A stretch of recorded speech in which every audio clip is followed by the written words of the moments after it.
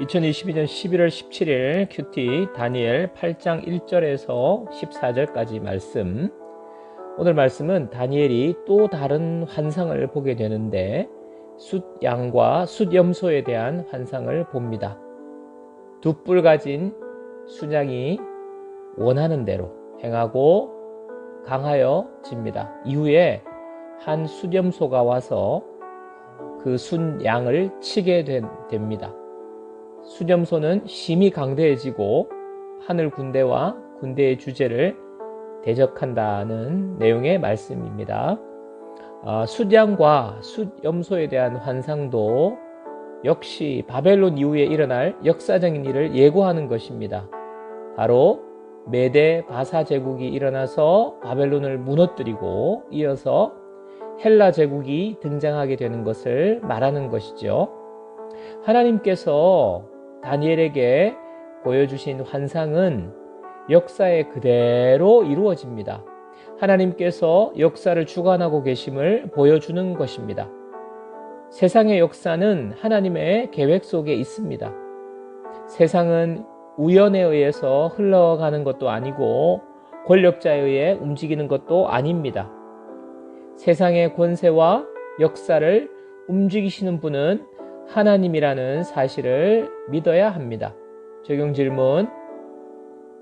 지금 내 눈에 보이는 세계와 역사를 하나님께서 계획하시고 통치하고 계심을 믿습니까? 하나님의 시간표를 따라서 역사가 흘러가고 있다는 사실을 믿을 때에 내가 지금 하고 있는 걱정과 염려를 내려놓아야 하지 않겠습니까? 13절에서 14절 말씀.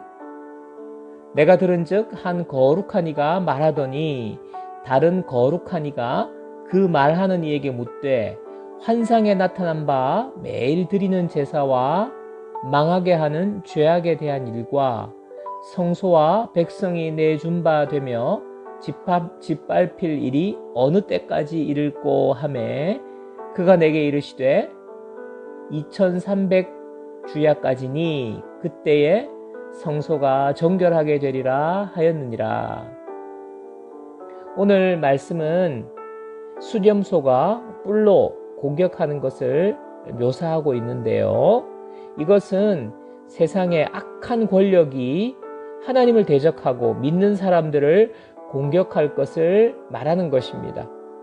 예배를 못 드리게 하고 교회를 무너뜨리고 악한 짓을 하면서 세상을 짓밟습니다.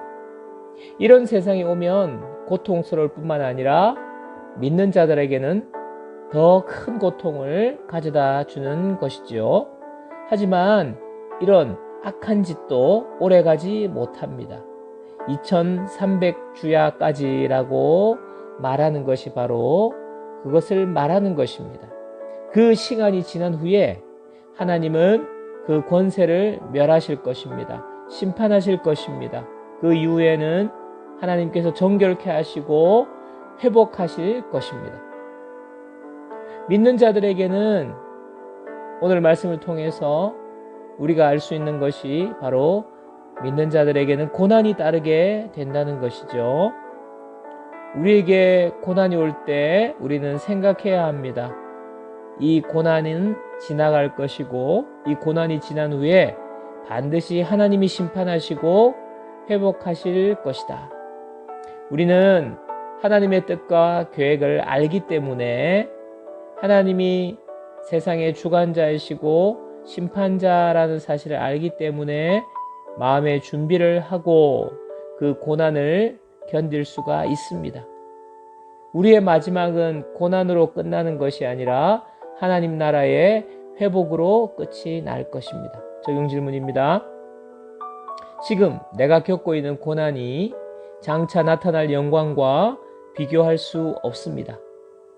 고난과 어려움을 잘 견디며 끝까지 믿음으로 살아갈 수 있도록 내가 지금 다시 회복해야 할 영성은 무엇입니까?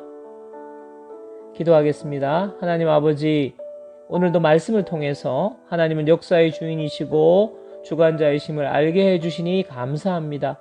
세상이 악하고 그 권세 앞에 우리가 보잘것없어 보이지만 하나님이 역사를 주관하고 계시기 때문에 우리가 믿음으로 기도합니다. 이 땅의 악한 권세를 멸하여 주시고 하나님의 뜻이 이루어지고 하나님의 영광이 드러나기를 원합니다. 우리가 하나님의 심판과 회복을 믿으면서 인내하게 하시고 끝까지 하나님의 뜻에 순종하는 자가 되게 하옵소서. 예수님의 이름으로 기도합니다. 아멘.